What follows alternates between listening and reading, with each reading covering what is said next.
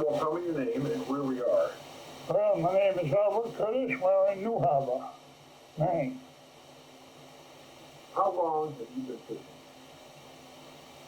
Well, I've been fishing ever since I was either 13 or 14.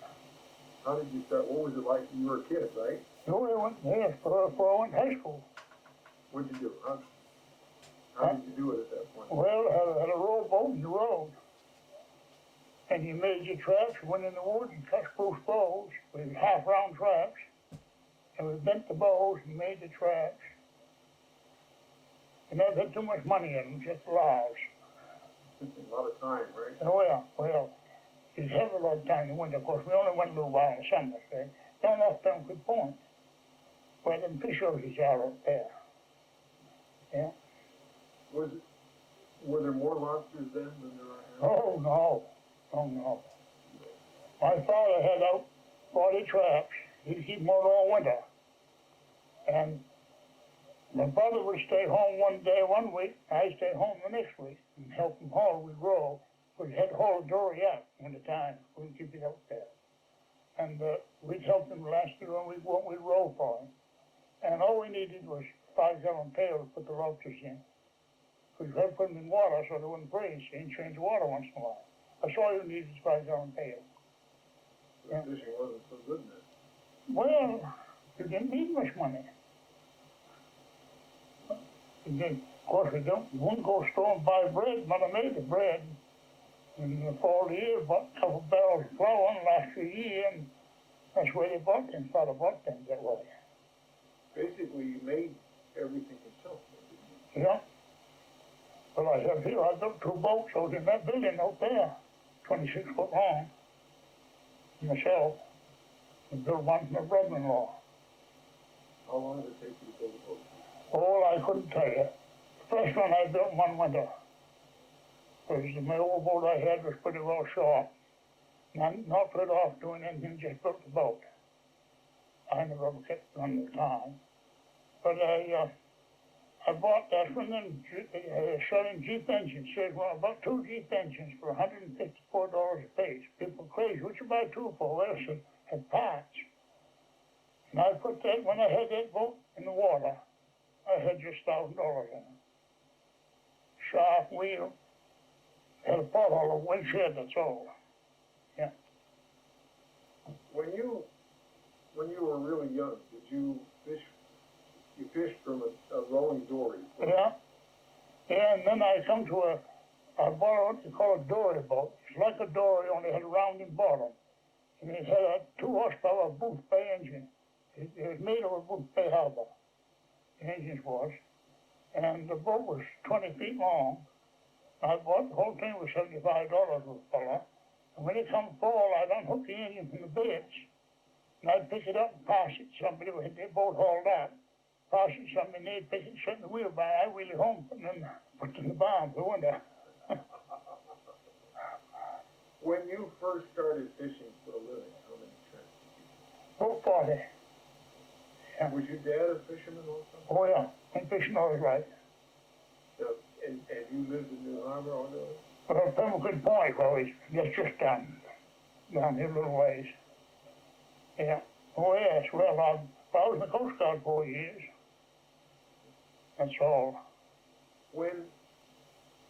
How did you, at that point, when you were fishing from a dory, it was all physical labor? No, they got nothing. You rode. You rode and hauled traps. 2 men in the boat? No. 1 man? No, you stand up. We had what we call stand-up oar-locks. It was up higher than the side of the boat, and we row standing up. So we'd have to get down. How long was your day? How long was that? Oh, we would probably 6, 5:30 or 6 in the morning, and we'd be in about, anyway, from 1 to 2. It's according how hard the wind blowing. When it blowed hard, it took you longer. Yeah. How large an area did you? Oh, we fished about 3 miles. Probably a mile and a half down the shore and a mile and a half up the shore. Yeah. That time, of course, winter time, you fished out in the middle of the bay, John Bay it's called. Well, I never went that long. I just went in the summer when I was a kid. When you were older, did you fish with it too? Oh, yeah. Oh, I fished when I was here all my life. What was it like when you were dory fishing? Oh, and my father, he's all right. Of course, he picked the good days, you know, when he was only hauled twice a week. In the winter? Yeah, and he put him in a car up to Moore and Fred Bill bought lobsters up with a Pembroke Beach. He'd come down his motorboat and get them once a week. Take them up and weigh them. And then we go to the movies Saturday night, he'd give us an envelope with money in it. How much was lobster a pound back then? Oh, about 15 cents. They were not 15 cents in the winter, 12 cents in the summer. Yeah. And you were able to make a living doing that? Well, of course, he'd raise his own vegetables, and if he did have a cow, he got 12 of them. I said, you didn't need much money. Well, the first winter that I moved here, I bought this little house here, this size here. There was pine sheathing on it, and I bought it $75. And I bought a piece of land here for $35. That's how cheap things was.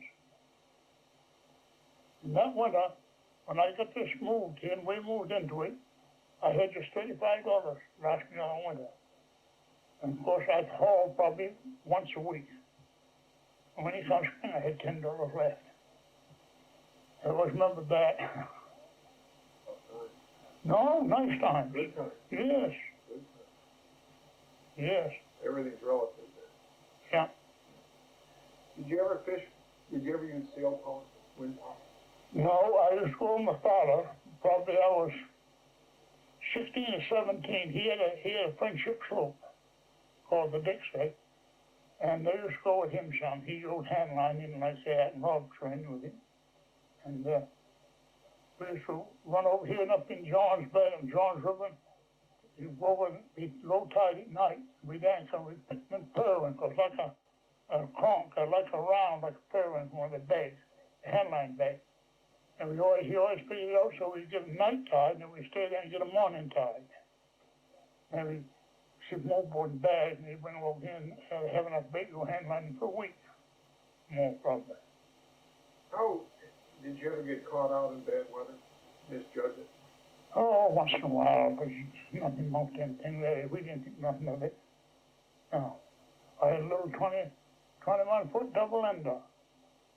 We thought nothing. Well, Pumpkin Rock is, take us about an hour to run down to Pumpkin Rock, Pumpkin Lake Rock there. Then we'd run offshore an hour down a place called Great Lakes, and thought nothing of it. Got caught down there once, and the boat loaded to the bow, and I had to pitch fish level around. So, when you slow a boat down, usually they'll bring you back. What about fog? Oh, fog never bothered. No. We run down there and Pumpkin run off south an hour. And of course, no machine, no nothing, we just throw our anchor. But Great Lakes is quite long to the bottom.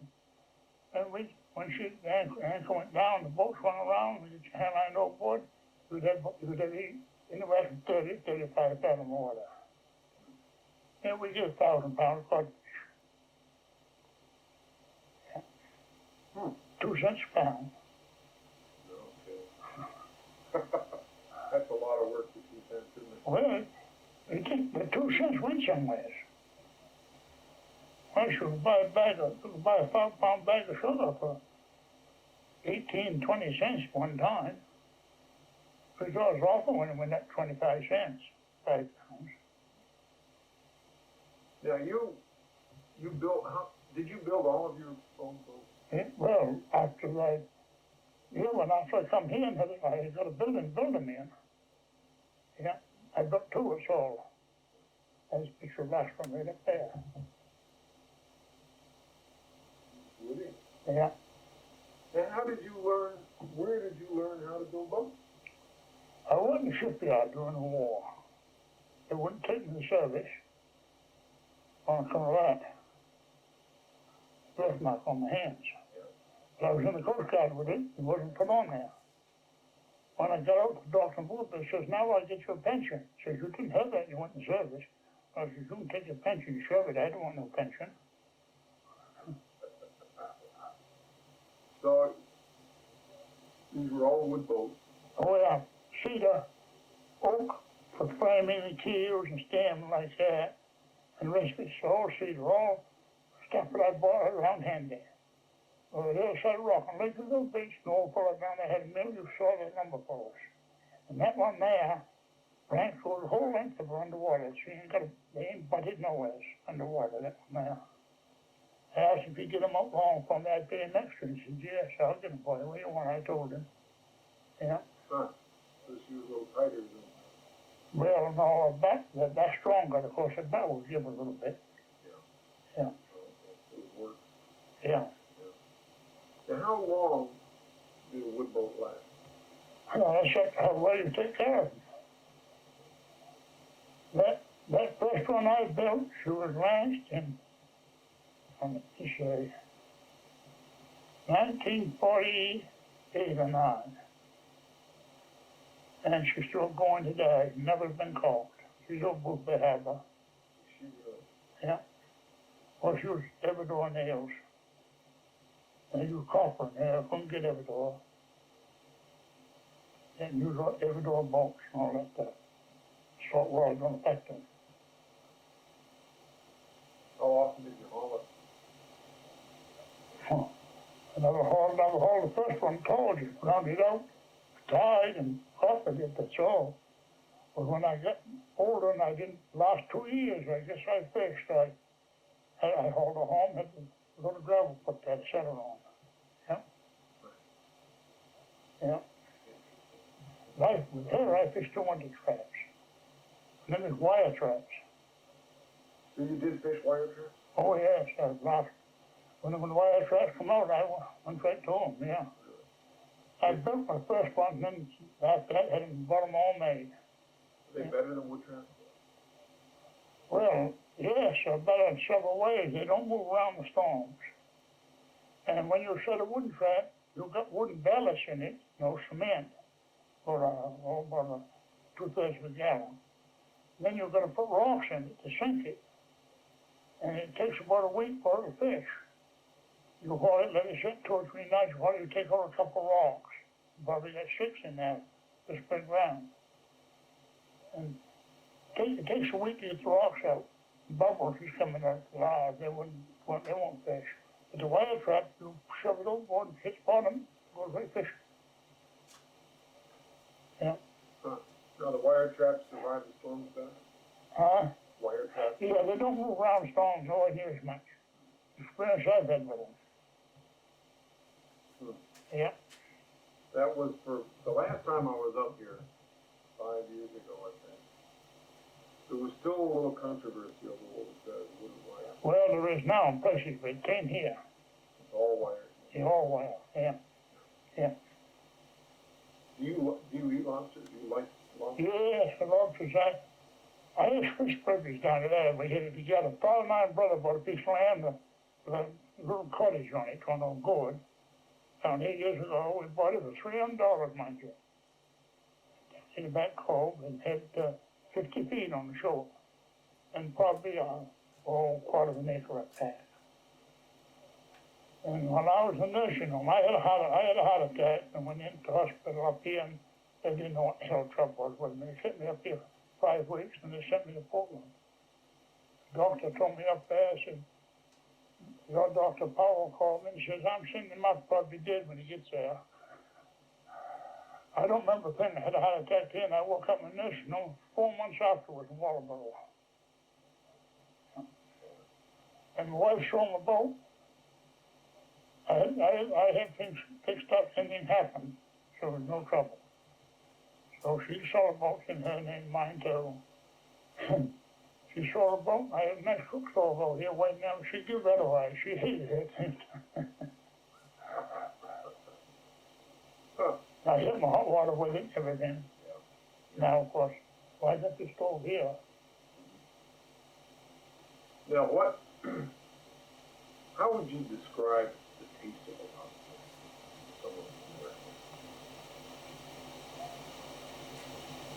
Pretty hard work to do it. There's nothing tastes like it. The nearest you can get to it is crab meat. That's a little stronger taste. And far across the lobster, A lot of people come down here and they'll buy a hard lobster this time of year. They didn't have to taste to it. You buy a shredder.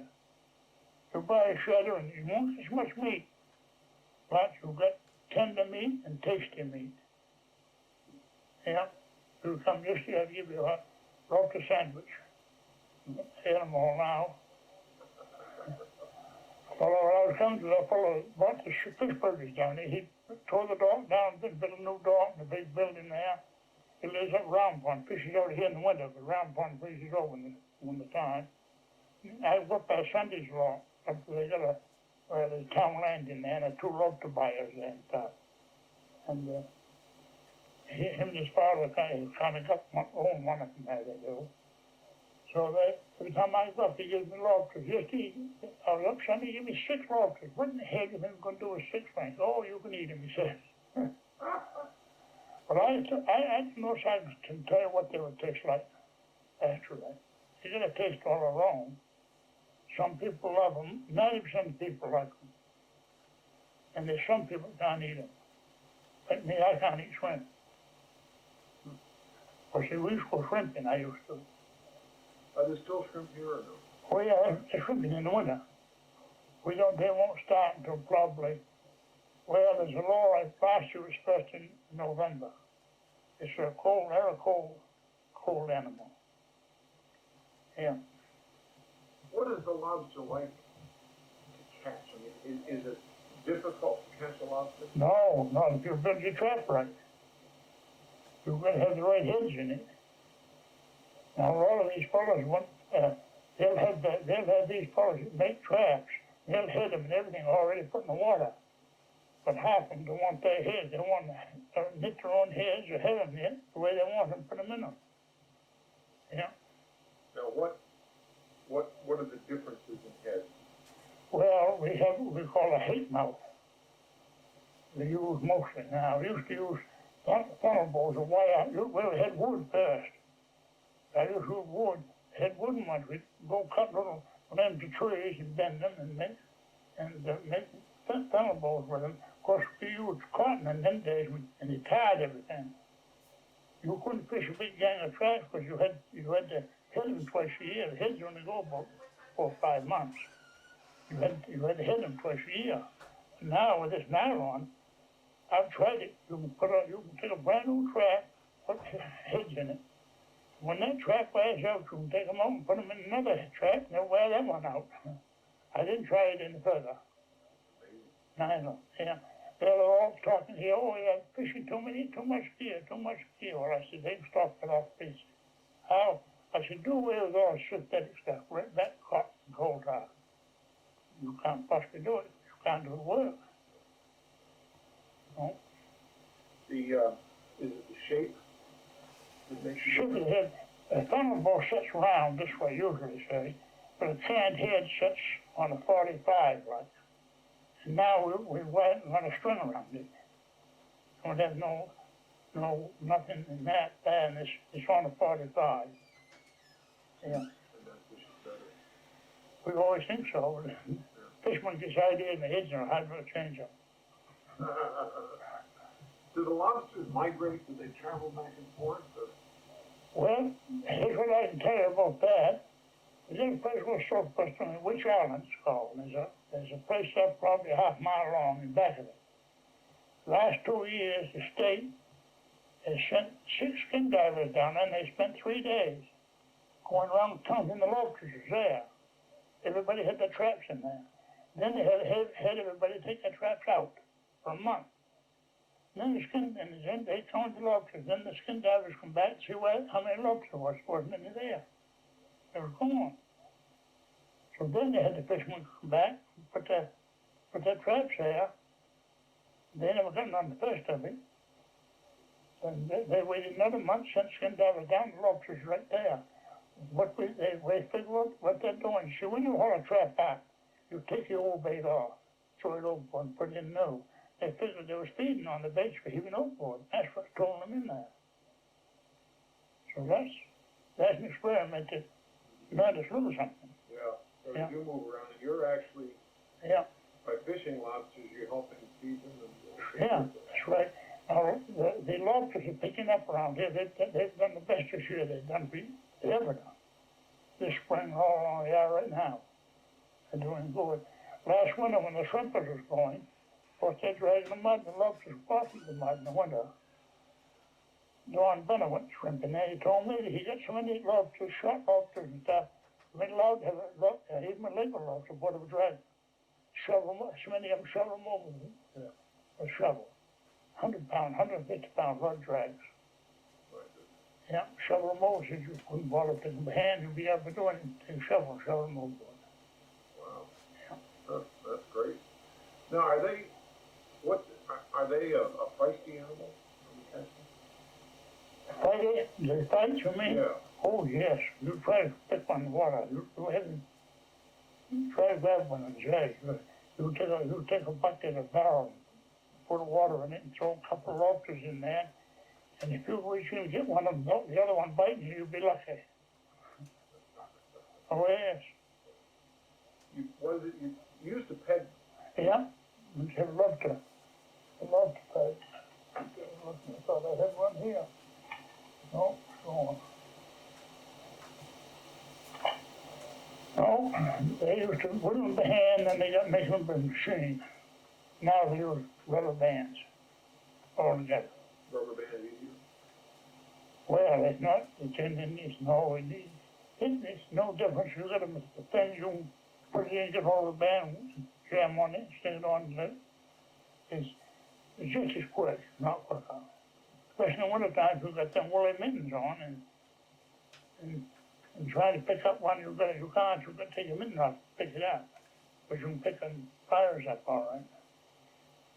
How did you, when you were dory fishing, when you were young, how did you dress? Well, you didn't have to dress so much as you do now, because you were using exercise rowing. No, you don't mind the cold. No. Now you have to dress more. Yeah, well, as long as you're working, but see, we fish offshore further now, with these boats. A lot of times when I get through hauling, I'd have to run 45 minutes to get in here. They would be off, lobsters move off, and you chase them off. And in the summertime, if you went along shore, you get yourself, you don't go ashore. In the winter, when it comes colder, you follow them along, see? So they go out. Some do, some stay here, or some they bury in the mud, and that's what they tell us. I know they do, because I've seen them down in the harbor. And then they don't eat. They don't eat. I lost a trap once, a brand new wooden trap. I was in a place we called Thompson's Lake in August. And the following September, another August went by, and in September, my brother-in-law got it. The buoy got cut off, and the top was, there was no rope on it, but he happened to catch it somehow with his trap. There were 3 nice lobsters in it. So, they tell us they live on plankton in the water, they can to a certain extent. Now, what do you use for bait? Well, we used to use redfish, brim we call it, and they call it redfish. You've probably seen the advertising, ocean perch, like that fillets. And, but we use herring, pogies. They don't use too many pogies here, but they use mostly herring and once in a while little redfish. Now the round pond, that's only 4 or 5 miles above there, all they use is redfish. Yeah. Well, it's just ideas that different fishermen's got, that's all. Yeah. Yeah. Fishermen get pretty set in their ways. Oh, yes, you should find it though, yeah. I guess because it's so hard when you find something that works, you better stick with it. Yeah. Yeah. What's your favorite way to eat lobster? I like it stuffed and baked. Yeah, my wife could make good stuffing, Worcestershire sauce she used, cracker crumbs, and of course in the Tom Alley, you know the Tom Alley lobster, you've heard of that, that's the liver. You cut that lobster alive and they'd be laying right in, he'd back 2 streaks, and it's a liver, that's all that is. Or if you would think she's manure, but thanks, it's rubber. And I always save the liver, and she puts the liver in. When I make a lobster stew, I wouldn't think of making it if I didn't put that tomato in that liver. Yeah. Huh. Was there a time when there were too many lobsters? No, no such thing. Well, once in a while you'll get a spread of lobsters for a week or two, and the market will be poor, but it'll pick up. Won't last no time. Is lobster fishing good today? I mean, is it good? It's good living. It's got a lot of money invested.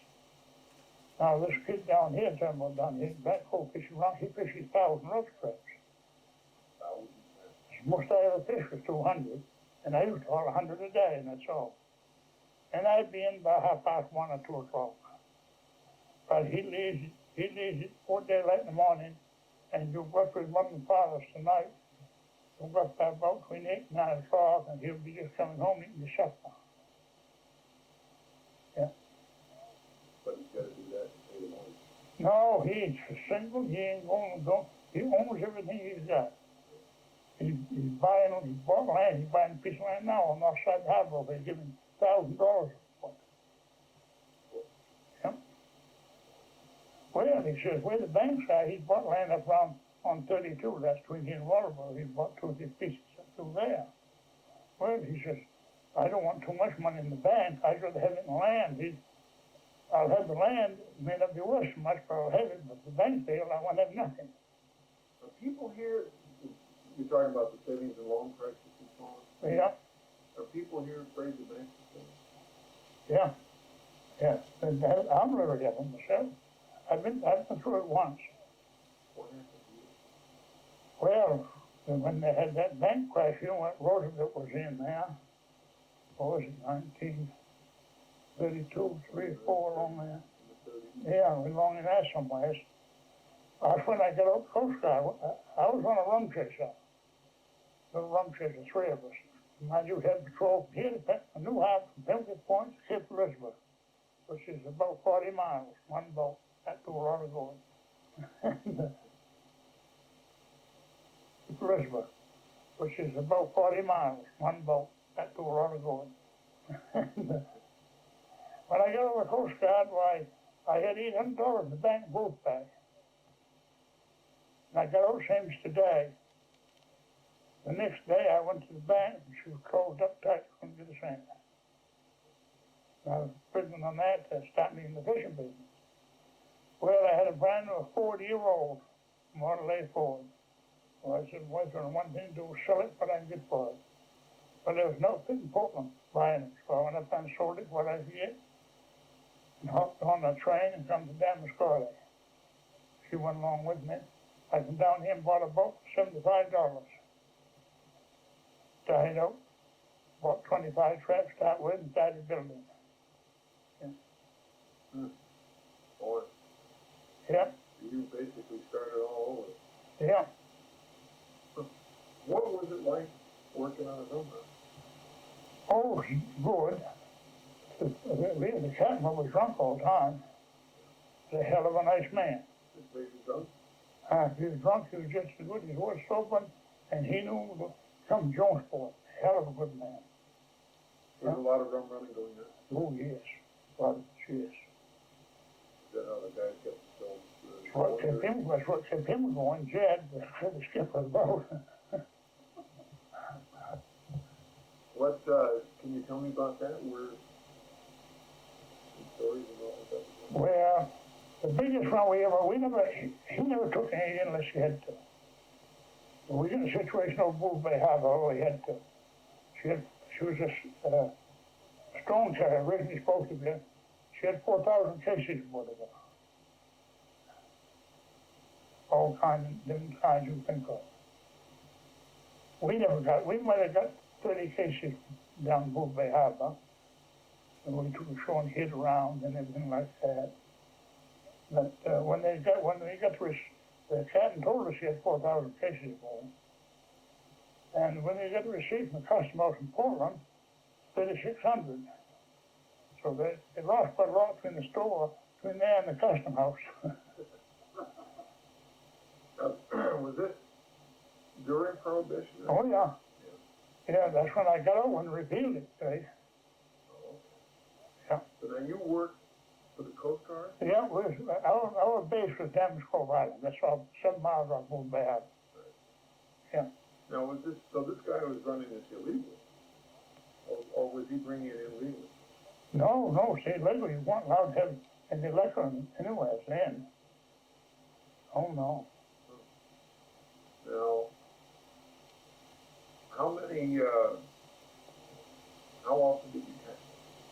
Oh, not very often. 4, 5, 6 a year. And most of them boats would go 2 feet, that's one. Fast. Did you try to catch him, or did you? Oh, we tried to catch them. I used to run the machine gun. I'd put them shots across the bow, but they wouldn't stop. I wasn't going. I was figuring one couldn't hit them anyway. I was taking no chances. And then we had a black duck shooting for us. We had them, the Coast Guard overhauled her,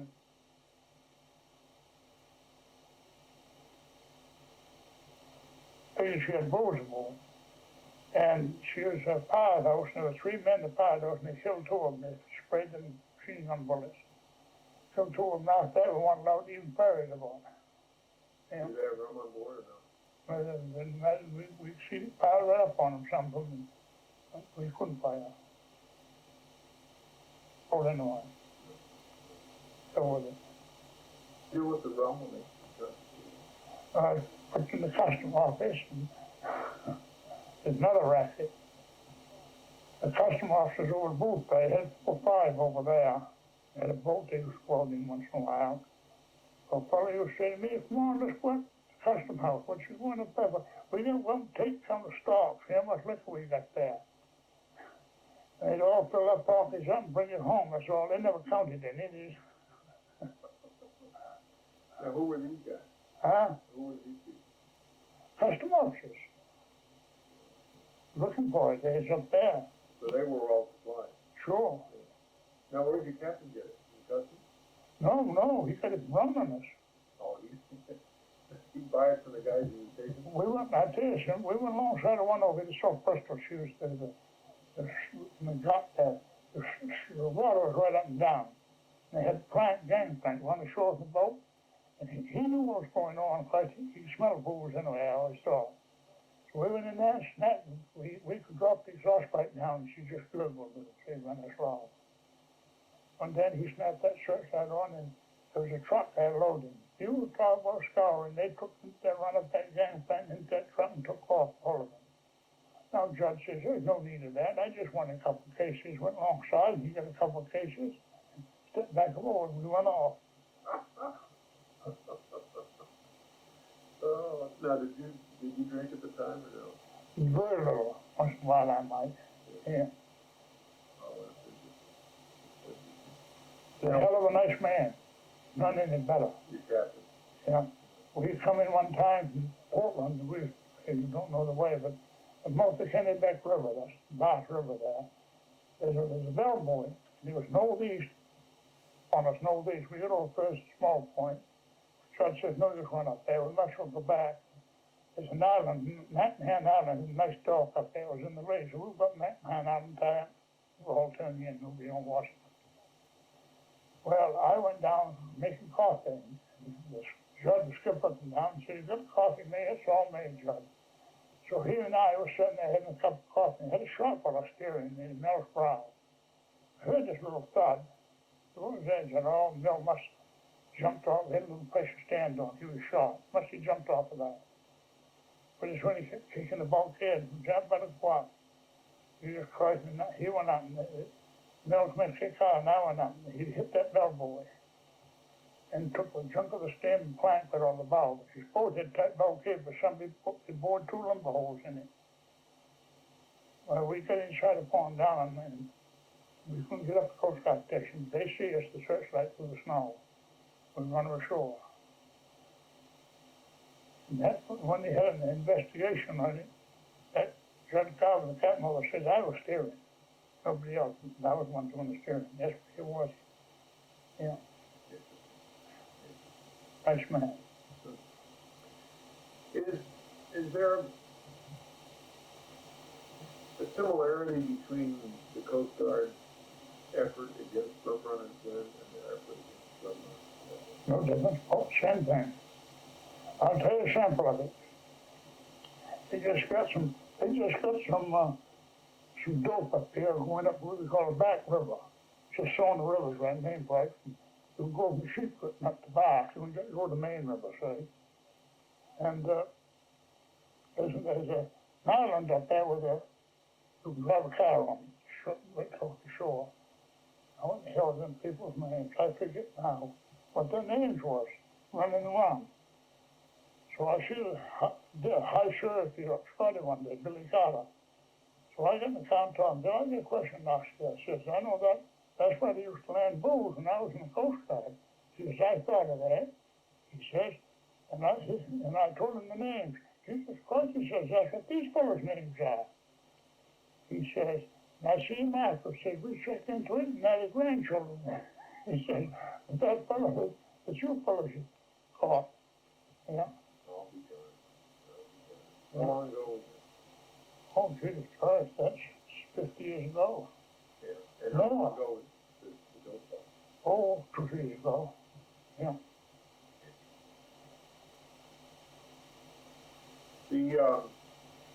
You made your own traps. Yeah. Was that a winter project? Yeah, stormy days. There was much stuff out there. That is, I did, last year, 10 years I bought them all made. Yeah. Well, you got so it's no use to. Internal revenue takes a goddamn march. But you were losing money building your own traps. You must have, if you could do anything else at all, I got 10-acre woodlot down here. I think now I give it to a kid for house lot. But you take your time to do anything to do at all. You never made no money because you didn't have so much to deduct for expenses. Yeah. Now, is that true too with building? Is that why nobody builds their own boats? You don't know how. I learned that from an old fellow when I was in the Coast Guard. When we ever get into Portland, he used to build a boat on the island down there. There was no electricity, no nothing, everything saw by hand. And I just went and helped him. And I don't know why the old fellow he let me read blueprints. I made one model, you do right out from the barn up there. And I whittled up my own model and everything, drafted it all, everything. You use hand tools mostly or Huh? hand tools? Oh. When you build your boat? No, I had a skill saw and a table saw and things like that, you know. Yeah. What's the curve you take? Oh, no, he won 30 square away. So no square, he's really good. He was a bevel for everything. Hmm. Now, what color were your boots? Yellow and black. Yellow with a black stripe and a red tip on the end spindle. Yeah. You ever have a situation? You ever catch anybody stealing from your trip? No, the situation, but it took care of itself. I had one fellow here that used to, when he snarled up, he'd take your walk and pitch a big horn and make an overhand knot and leave 2 ends much that long. I was a year and a half finding out who it was. When I found out who it was, I went down 10 years along the road. When I hauled there again, he was hunting, come alongside me and says, somebody's tying overhanded knots in my wall. Well, I said, probably it's the same son of a bitch that was tying mine. He put it in and went off, never no more. That was the end of it. But why would he do that? Okay. Just to be nasty. Yeah. Well, how crazy they had trouble with him in the house. He was going to shoot the corpse and everything else. He was crazy. They took him to a customer, said he ain't crazy, so they put him in jail. His mother went over and bailed him out, $5,000 bail. Hmm. Been driving now for 2 years with a license. It's an outlaw. Well, crazy, man. He went to a doctor up here at the time he started in. He was drunk when he went to him, had the examination. Of course, when they took his blood and tested him, Jesus Christ, he was double the alcohol he should have. He was drunk even.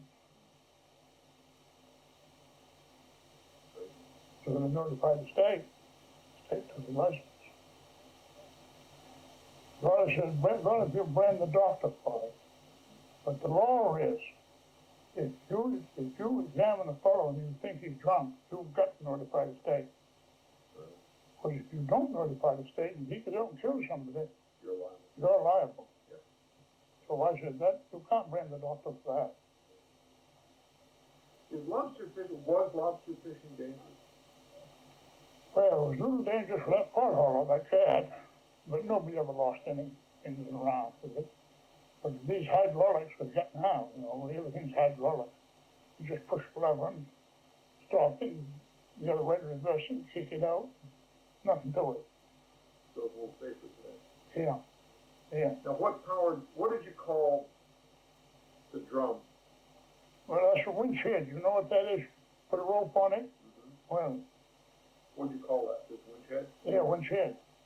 Right. But now these are big ones, big around, and it's got a groove in it, further down how it jams. And you've got a finger in that, it's running around that's when it goes around, it kicks it out. Yeah. Now you run, how many traps? You run a string of traps? No. In the wintertime, you use 2 on a wall You want to work. with 40 fathom of rope.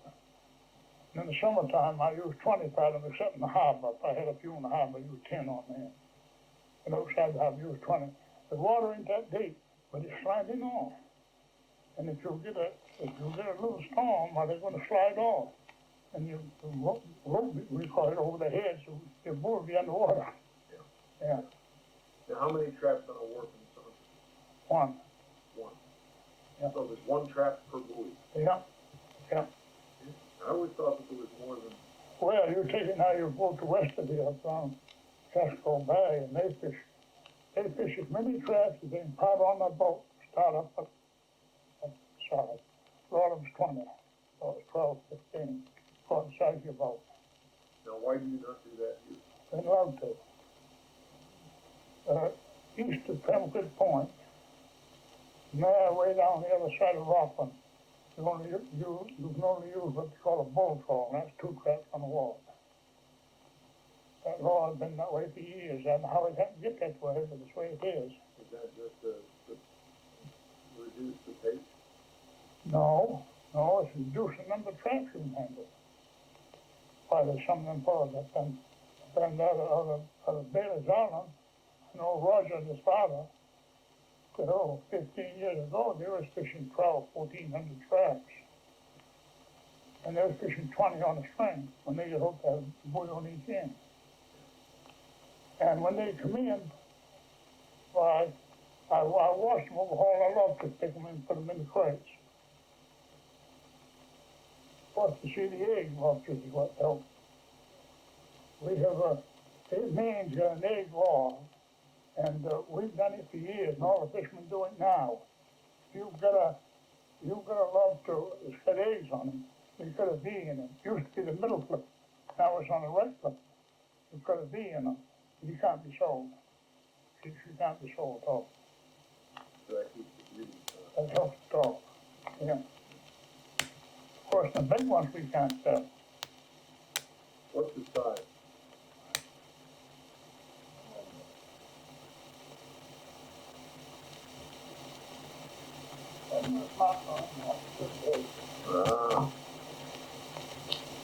So below this and above this.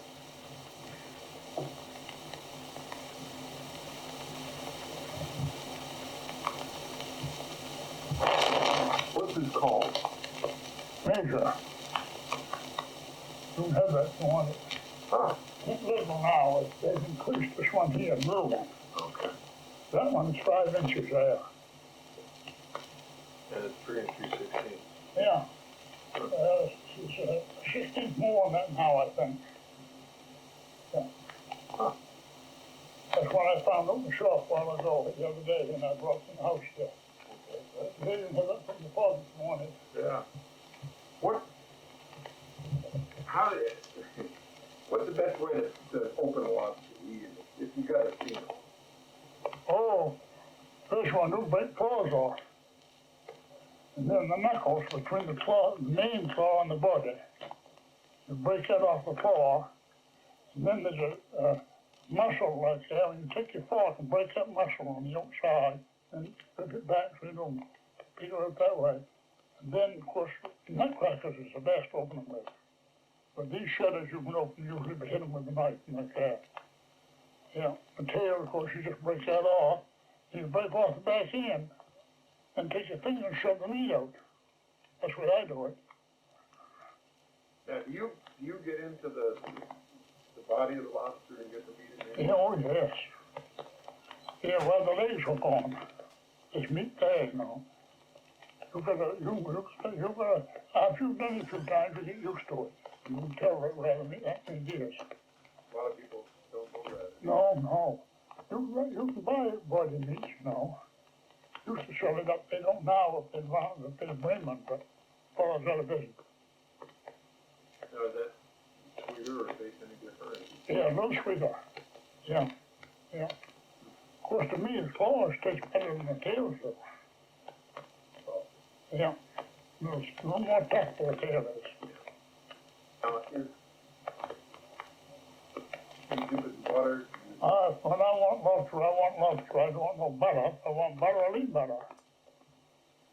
A lot of people have butter and vinegar.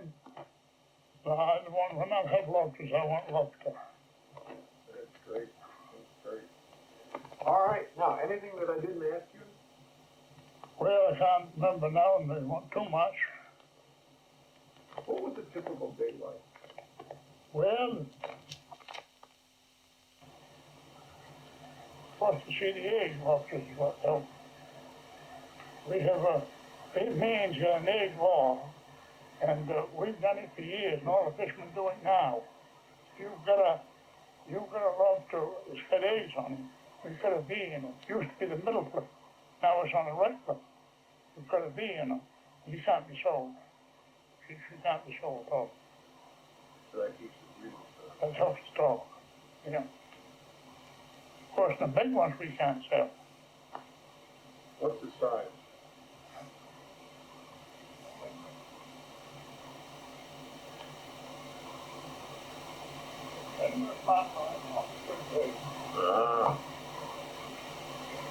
So below this and above this.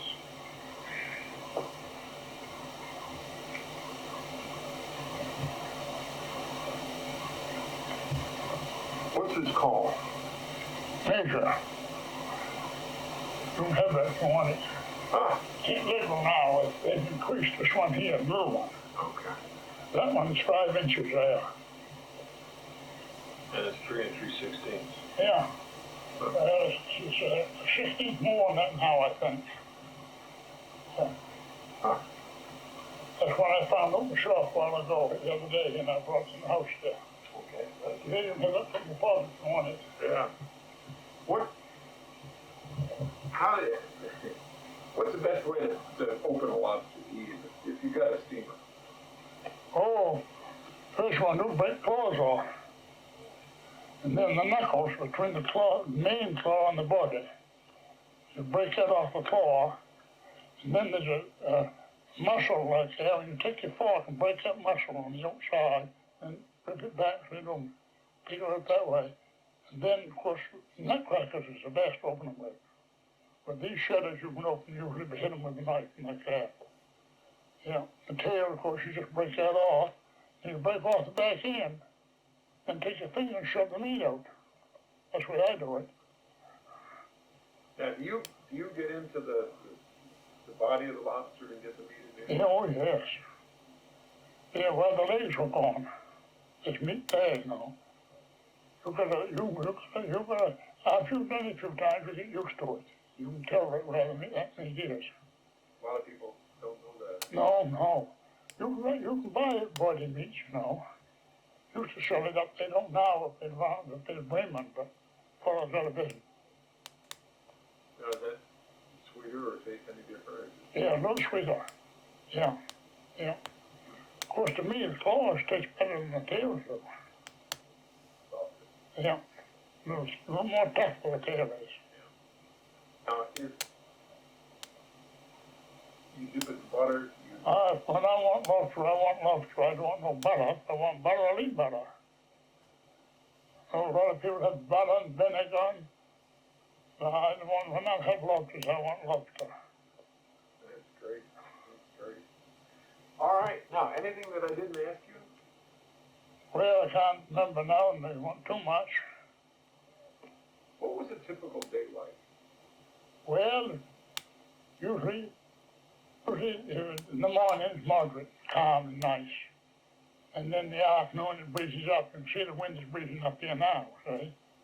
And this time of year the wind will breeze up if it's flood tide, and in the afternoon 99 times of 100 it'll breeze up southwest. If it's been moderate in the morning. Yeah.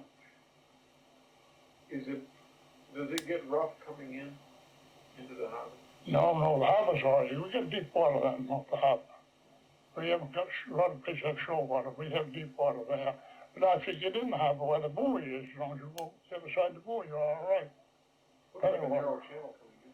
It is right there. Yes, we gotta go around the red buoy and then up around the back buoy. Back spindle. Yeah. Is that dangerous in a fog, or do you know it's No, it's supposed to don't bother us fellows in it. But of course now they got radars and everything. Of course when I went, I never had nothing. The compass, that's all. And you know, a compass was 360 degrees. Well, I never used 100 degrees, I always run the points. There's 32 points in the compass. Half, quarter points, and like that. Well, my compass played out. So I went to Portland, couldn't find one with points on it till all degrees. I went down to Rockland. The man submarine down there, and I told him about it. Well, he says we got probably 200 compasses out there, but I ain't gonna look them over. If you want to look them over, I'll show you where they are. Why don't show me in the stock room? I'd be damned if I didn't find one. You know. Well, he says, I told you there wasn't any, he said, and then I got thinking, well, there might be. So you would sail by point? Yeah. Yeah. If I was going now, it'd have to go by degrees. Can you run through a couple of the points? Well, now here run into here in Maine, it's south half. Now wait a minute. South half east. And Manhattan, half a point east. Now what it is degrees, I'd have to do a lot of figuring. But if running from north to east, what are the points in between? Well, it's the box of compass? Mm-hmm. No, northeast. No, northeast, northeast. And you go northeast by east. Southeast, southeast by south, southeast by east, southeast. You had to run box compass in the Coast Guard. I box it before I won the Coast Guard. So that's called boxing the compass? Yeah. Where'd that term come from? Huh? Any idea where that term came from? No, Christ, no, that's probably before I was ever thought of. Do lobstermen have lobster jokes? No, not really. None that I can think of. No. My grandfather used to cross the street. I was named for him now at the point. Father lived over the Booth Bay, times it. And usually you had about a 2-horsepower engine in like a rowboat, right? So Father came over with a boat, she was 20 feet, he had a 5-horsepower engine in it. And Grandfather says, Gordy, you can't make that pay. He says, you use 5 gallons of gasoline a week and that. How much was gasoline at that? Well, I don't know. I bought it. We always used to buy it. And down here, run 2 cycle engines that put a pint of oil in it. You used to buy 5 in a pint for $1. 5 gallons and a pint of oil for $1. It had a tank, cow, and he'd dump the oil in out of the measuring pint container then, dump it in, stick another speaker over the handle and fill it up and pass it to you. When you don't pass to you. All right.